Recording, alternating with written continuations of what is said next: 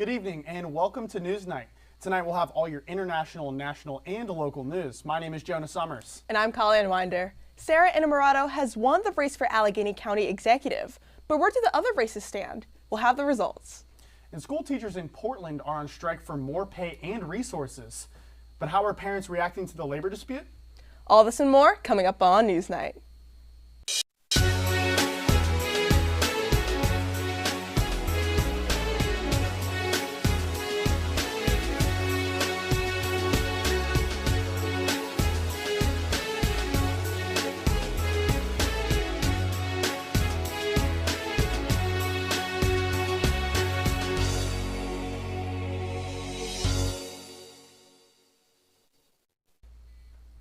So in September of 2023, abortion was decriminalized in all of Mexico. Some abortion clinics were able to successfully open starting back in the year 2007, but the capital state had decriminalized abortion. But now the reaction from Mexico's citizens has been generally against the fact. You see, over 80% of Mexico is Catholic, which, as some of you know, is a religion that generally does not believe in abortion. The reaction from citizens has even showed this. So the fact that abortion has been decriminalized does not really mean that it is totally legal in all Mexican states. Abortion right activists are going state by state using protests to gain support to uphold the new abortion law. The new ruling is kind of funky though. Women in Mexico who are seeking abortion tactics are not able to fully access facilities to do so. However, women do have the right to seek federal funding to proceed with their efforts to get an abortion. So you might be asking, is abortion fully legalized or not? The quick answer would be no. But Fernanda Diaz de Leon, subdirector and legal expert for women's rights group IPAS, said, quote, "It's a very important step, but we need to wait to see how this is going to be applied and how far it reaches," end quote. Now to Ukraine, where the country's prolonged war against Russia has caused some countries to look for an off-ramp. Brendan McNamara is in the studio with more on the tensions. Brendan?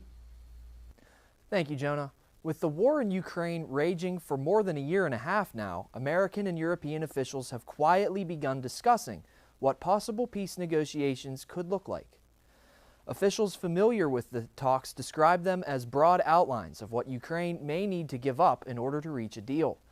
These talks took place last month during a meeting of more than 50 nations supporting Ukraine, including NATO members. They began amidst the concern that the war has reached a stalemate, along with slipping political support in the West. The Biden administration is worried that Ukraine is running out of troops, while Russia has a seemingly endless supply. Ukraine recently has been struggling to recruit new troops and has even seen public protests against some of President Volodymyr Zelensky's conscription policies. With public attention shifting to the Israel-Hamas war, government officials fear it may be more difficult to pass a new aid package for Kiev. The Biden administration does not indicate that Russian President Vladimir Putin is ready to negotiate with Ukraine and says that Putin still believes he can, quote, wait out the West, end quote. Ukraine's counteroffensive, which was launched back in the spring, has not made significant progress, leading to a downward trend in public support. According to a Gallup poll released last week, 41% of Americans say that the U.S. is doing too much for Kiev.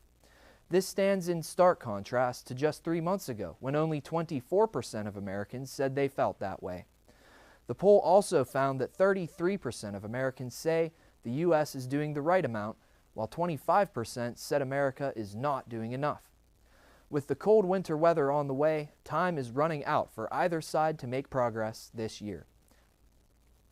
Parts of the UK and Western Europe were hit this Thursday with record-breaking winds and flooding, leaving many displaced and injured.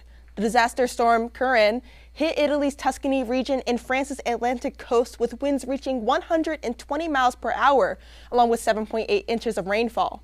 In France, 1.2 million citizens lost power with a total of 2 deaths and 16 injuries. In Italy, 300 citizens were evacuated, 7 were found dead, and more still missing. The storm has since caused water and power supplies to be cut, along with $322 million in damages. The weather alert has remained even as the storm subsides, as a new storm, Storm Domingo, is said to hit northern Spain and western France along the Bay of Biscay. Both storms are said to be moving in a circular motion around each other, creating a cycle of heavy rainfall and winds in the coming days. King Charles and Queen Camilla's trip to Kenya last week marked the pair's first visit to former British colony since their coronation. But the king's remarks in the country angered some activists. NewsNight reporter Leslie Krebs has the details on the trip and the reaction. King Charles and Queen Camilla recently wrapped up their 4-day state visit to Kenya this past Friday. The visit was aimed at cementing their already so-called strong relationship. Others wanted more from this visit, though, specifically an apology from the king on behalf of the cruelties the United Kingdom historically imposed on its once colony. This time came at a state dinner where King Charles expressed, quote, deep regret for the abhorrent and unjustifiable acts of violence committed, end quote. Human rights activists are calling it a miss and are unimpressed. They feel the king used careful terminology to move around this subject, similar to former Queen Elizabeth's methods of not touching on controversial subjects regarding England's violent history. However, the king isn't entirely to blame for this moment, as he is supposedly adhering to the UK's foreign policy. Meanwhile, Camilla met with volunteers and survivors of gender and sexual-based violence, which is a large part of her work as Queen Consort. In the meantime, both the king and queen are back in England, where they resumed their normal duties. An unexpected find by pipeline workers in Germany. Along with the over 100-year-old remains, the workers found a metal prosthetic in Freising, a Bavarian town outside of Munich. The left hand was removed from the body to be examined further. Deputy of the General Conservatory at the Bavarian State Office for Monument Preservationist Walter Erlinger described the prosthetic as, quote, the index, middle, ring, and pinky fingers were formed out of sheet metal and are immobile. The prosthetic fingers lie slightly curved parallel to one another, end quote. It has been determined that the man lost his fingers at some point during his life. The finding suggests that he would still be able to use his thumb. Radiocarbon dating suggests that he died between 1540 and 1620. He could have aged from 30 to 50 years old. Now, there have been 50 other prosthetics from a similar time period found in Central Europe. But when we come back, a major Supreme Court ruling on gun regulations is coming to the pike, plus more on a tragedy during a 5K run in Florida. Stick with us.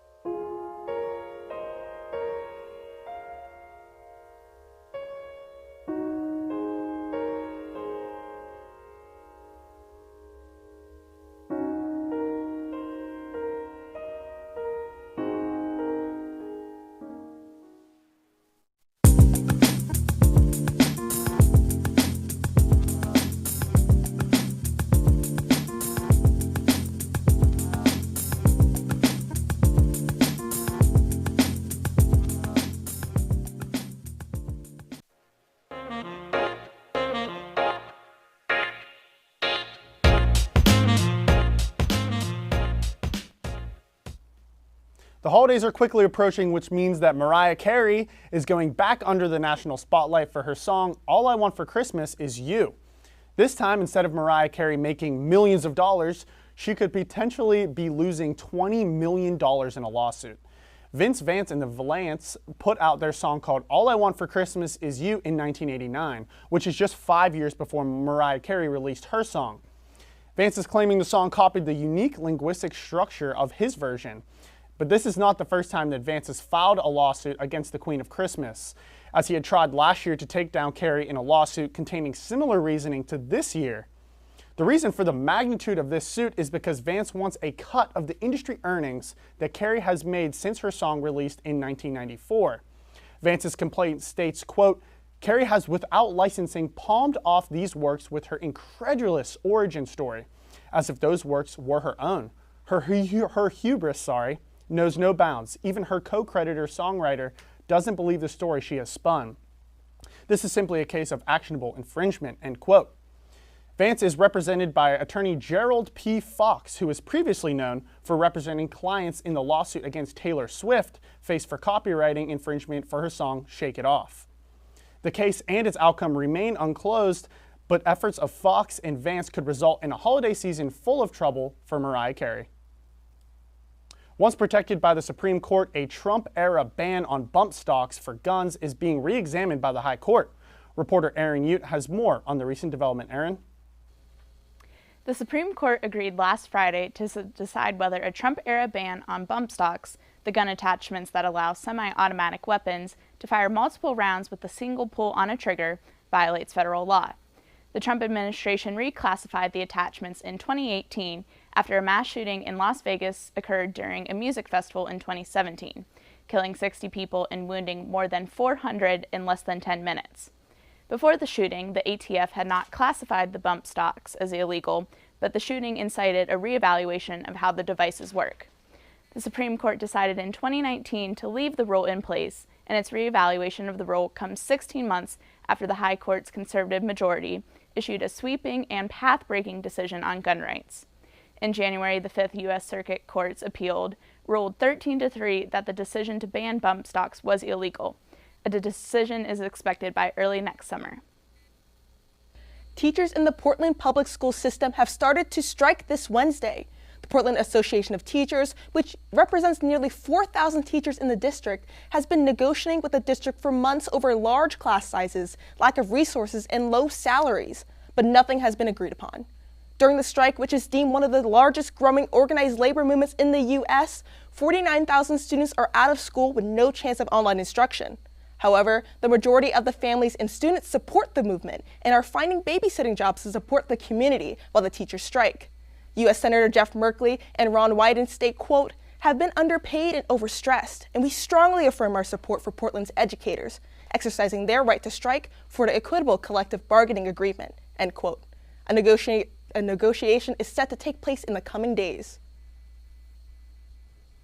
A huge lake has appeared in Badwater Basin Death Valley National Park in California, which is one of the driest places on Earth.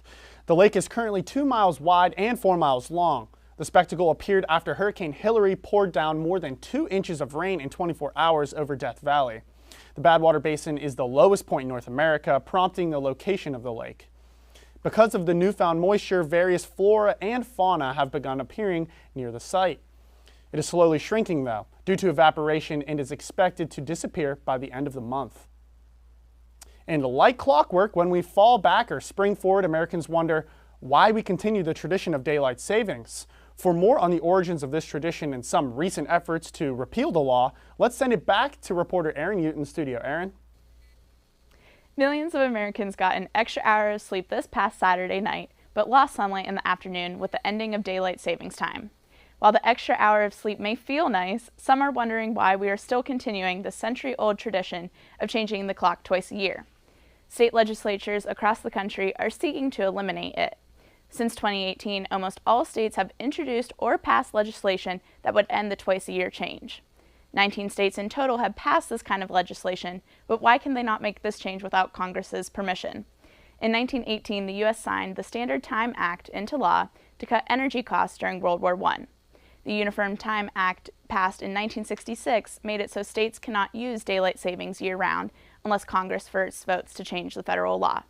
However, states can stick to a standard time year-round. The only states that do this are Hawaii and most of Arizona. Legislation at the federal level to make daylight savings year-round was introduced and passed in the Senate last year, but was stalled in the House. It was reintroduced in March of this year. The American Academy of Sleep Medicine states that standard time best aligns with people's natural circadian rhythm, best supporting one's health and safety. Daylight savings time is set to resume on March 10th of next year. Just this past Saturday, a teen running a 5K in Florida collapsed. A 14-year-old Knox McEwen went into cardiac arrest while running the Junior Reserve Officers Training Corps 5K, and shortly after died at the hospital. The cause of him going into cardiac arrest is unclear. A GoFundMe was set up to help his family during their time of grieving, and so far has raised $81,000, far surpassing its $30,000 goal. The votes are in, and Sarah Inamorado has won the race for Allegheny County Executive. We'll have more on historic win and election results from around the state coming up.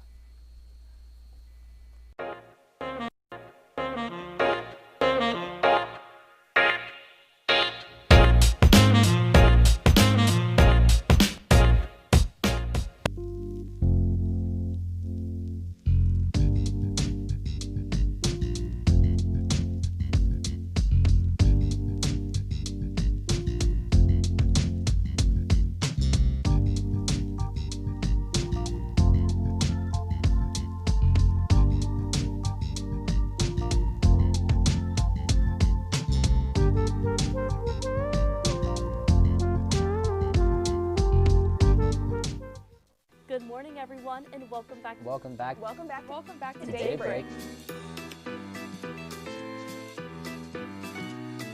Chicken Guy opened in PPG Place on Monday. The bridge would open before the 1 year marks to check out the 20th annual gingerbread display. Share with you this week's ray of sunshine. We are still somehow hanging around in the playoff. It gives Georgia Democrats some hold onto the governing body. 200,000 people still in harm's way. This weather is perfect for those cozy nights indoors.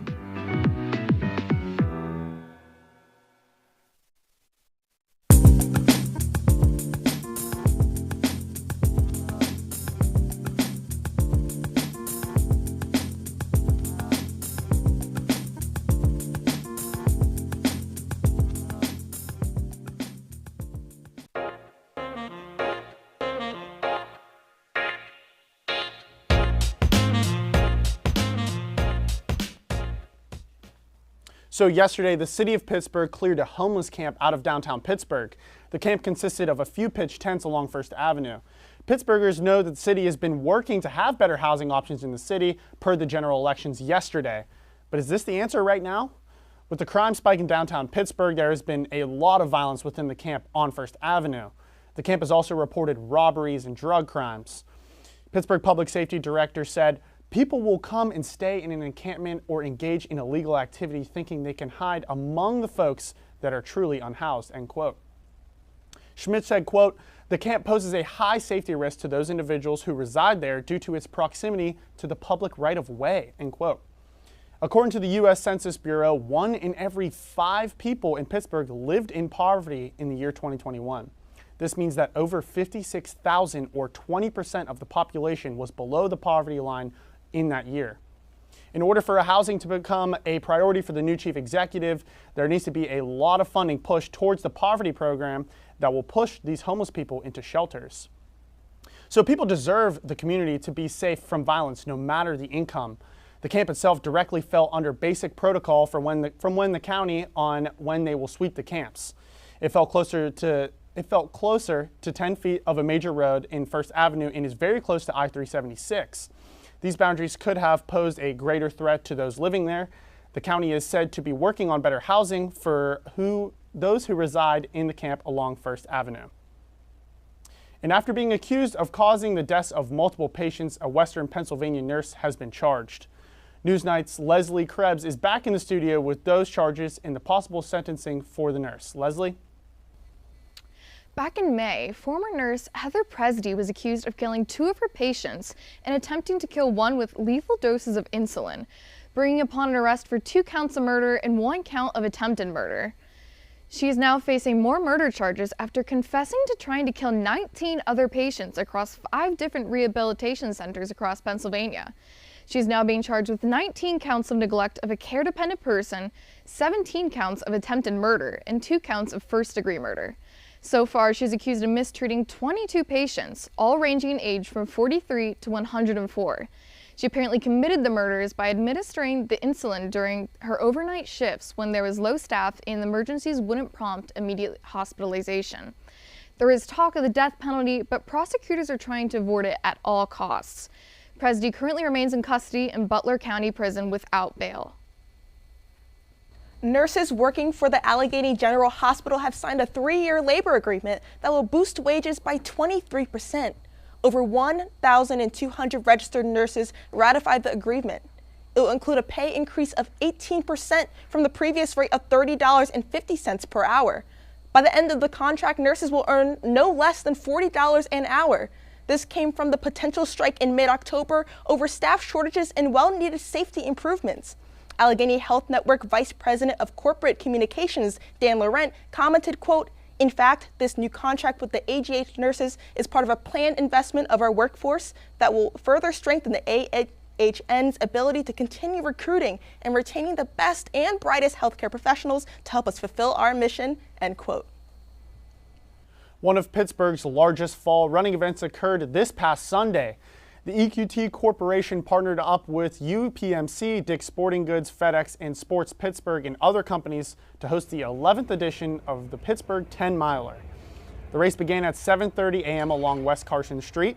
From there, participants ran across the West End Bridge, through the city's North Shore, across the Andy Warhol, and into 16th Street bridges to end at Liberty Avenue. EQT also brought back the 10K, which they started last year. The 10K began at 8:15 a.m. along the North Shore and followed the same path as the 10-miler and also finished along Liberty Avenue. The 10-miler winner was Dylan Geringer with a time of 49 minutes and 2 seconds. Ryan Hartzell was the winner of the 10K with a time of 35 minutes and 48 seconds. And now the details on a slower pace activity in Pittsburgh that is just as good for the heart. Reporter Brendan McNamara has the story. Brendan? Thanks, Jonah. On Saturday, Point State Park saw more than 3,000 community members come out to support the American Heart Association and all the important work that they do. According to the association and the CDC, heart disease is the leading cause of death in the United States, with one person dying every 33 seconds. This year marks the 29th annual Heart Walk, which brings the community together to gain awareness about heart disease and those affected by it. If you missed this year's event, 2024 is destined to be huge when the Pittsburgh Heart Walk will mark its 30th anniversary. Next year, the American Heart Association will also be celebrating 100 years since its founding. Even if you cannot make it out to the walk, you can donate and volunteer with the AHA all year long. Last night, Pennsylvanians overwhelmingly elected Democratic candidates in key races up and down the ballot. Statewide Democrats swept judicial races from the Commonwealth Court, where Democrat Matthew Wolf defeated Republican Megan Martin by nearly 4 percentage points, to the Superior Court, where Joe Beck and Tamika Lane defeated the Republican opponents with a combined 53% of the vote, flipping the appellate court from Republican to Democratic control. At the top of the ticket in the Supreme Court race, Democrat Daniel McCaffrey is currently sitting at 6-point lead over Republican Caroline Coluccio. McCaffrey's win pushes the Democrats to a 5-2 majority on the court. In Allegheny County, the story is similar. Sarah Innamorato narrowly defeated Joe Rockey for the post on the county's chief executive, 51-48. This makes Innamorato the first woman to be elected in this position in its 23-year history. For more on the candidate, here is UView reporter and my co-anchor Jonah Somers at the Innamorato campaign's party last night. Thanks. So you want to talk about a story, right? Well, Sarah Innamorato, she has one. She was born and raised in Allegheny County, graduated from North Hills High School, then went to the University of Pittsburgh. Right out of the university, she went to work for Apple. Then she became the co-founder of She Runs SWPA, which encourages women to run for office. Right after that, she ran for state legislature in 2018. She got that position. Now, she's running for county executive. She is not only the youngest person to run for the position and be a candidate, but she's also the first woman. This fits perfectly with her campaign and who she has running her campaign for her. I talked to some of the managers and they told me that they're a ragtag team. They're all working class people and they all are running the campaign together. There's only about 5 of them. The campaign itself has been targeting young people all along. And here at the Mr. Smalls Theater in Millvale, PA, you can tell the music is very modern, it's very hip, and all the people in here, they're all hyper, they're all ready to go. They're all ready for Sarah Innamorato to be elected as this next county executive in Allegheny County. Reporting for UView Television in Millvale, PA, this has been Jonah Summers. Despite winning, Innamorato underperformed other Democrats on the county ballot, including Erica Brusselars and Corey O'Connor, who both captured over 60% of the vote in their races for treasurer and controller, respectively. The only Democrat to lose on the countywide ballot was Matt Dugan in his run for district attorney. Republican incumbent Stephen Zappala was able to clinch a 3-point win against the former public defender. The winners in these races will all be sworn in on the first week of January in 2024. When we return, the roundabout journey of a stolen painting. Plus, weather reporter Alexa Shawless is on deck with the forecast you should know going into the next week. We'll be right back.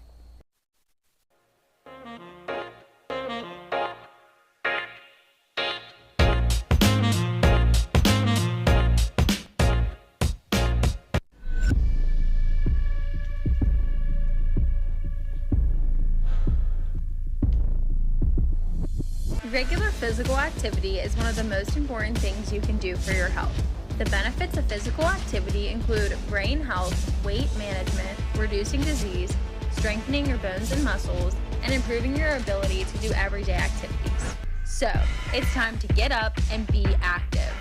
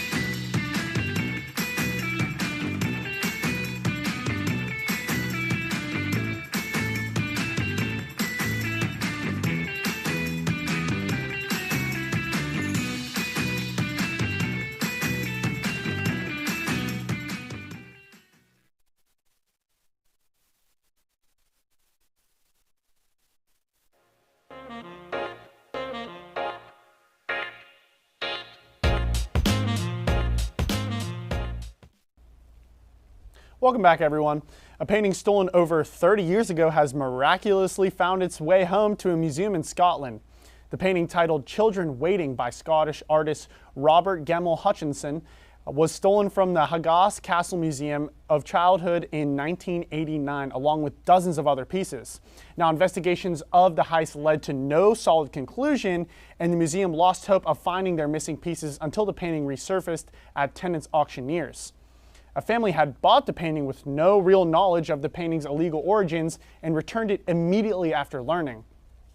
The Museum of Childhood was closed as of a few years ago, but the painting will be put into Glasgow's Museum's Resource Center to be viewed online and kept on retainer for future exhibits. While we're well into the fall season, the weather has been refusing to cool down, kind of. Will it stay on course? Weather reporter Alexa Shawless in the studio to let us know. What should we expect, Alexa?